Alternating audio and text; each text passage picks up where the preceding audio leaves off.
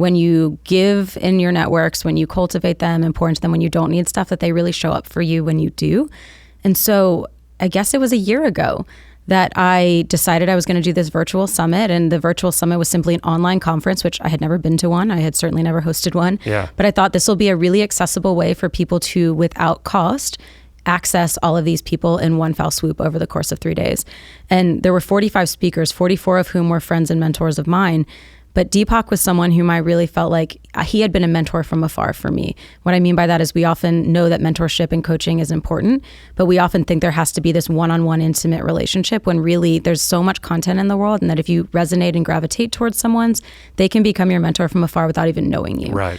So with Deepak, he was always this person for me. And I ended up putting it out to people and just saying, hey, does anyone know someone in Deepak's camp that I could talk to? And I was quickly introduced to his publicist.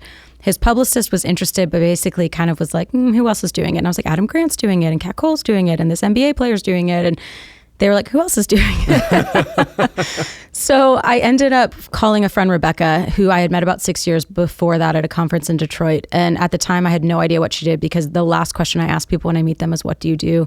I find it limiting and a little bit transactional. So yeah. I just got to know her, and we became great friends. And over time, I came to learn that she had formerly been Deepak's COO. Okay. So I texted her and I said, listen, Rebecca, I wanted to give her an out. And I basically said, listen, I'm in this situation. He's on the fence.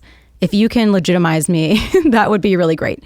And so she ended up sending me a screenshot shortly after of her text message to him, telling him that he should do this. And moments later, I got an email from his publicist saying, Deepak's saying, can you be in New York next week to interview him? Wow. Let me remind you, let me tell you, I had never interviewed someone at that point before. So the first person I ever interviewed was live and in living color with Deepak. And as it went from there, I thought, well, this is the only time we're ever going to meet, once in a lifetime. Let me savor this. Until 3 months later, Chase Bank called and said, we want you to be our on-site correspondent for our conference in Atlanta. And the two people you're going to interview are Cam Newton and Deepak Chopra. And I laughed and I was like, oh my gosh, this is incredible. And he remembered me and we had a great time. Right. Fast forward, I did 3 more interviews with him that year. And on December 26th of this past year, I emailed and I said, I want to thank you again for our collaborations. I'm here in your court if you need anything in 2019. And that was it.